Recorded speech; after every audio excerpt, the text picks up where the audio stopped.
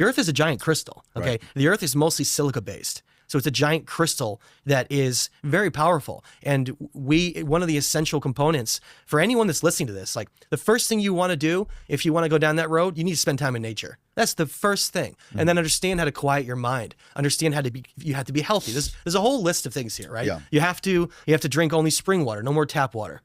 Only distilled in spring water. That's it. You can't drink anything that's got fluoride in it or anything. You have to eat healthy as possible, as organic and as natural as you possibly can. You've got to exercise. You've got to exercise your mind too. All those components. And then you go into nature, start studying esoteric mysticism traditions and what they were all trying to teach.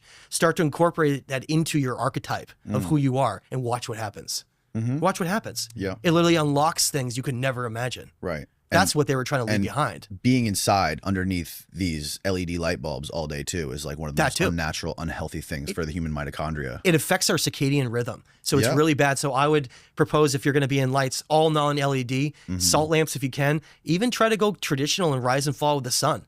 Like if it's really dark, maybe it's time for bed. No screens. Right, exactly. Yeah. No, I mean, seriously. No, for sure. Like, that's one of the best things you can do for your health. It's so interesting, even components like getting a lot of sleep.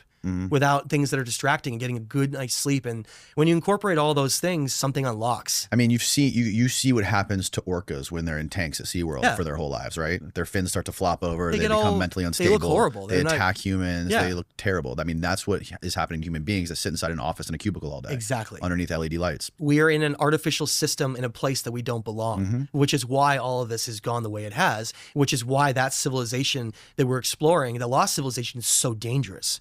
Because they mastered the human experience and the God code.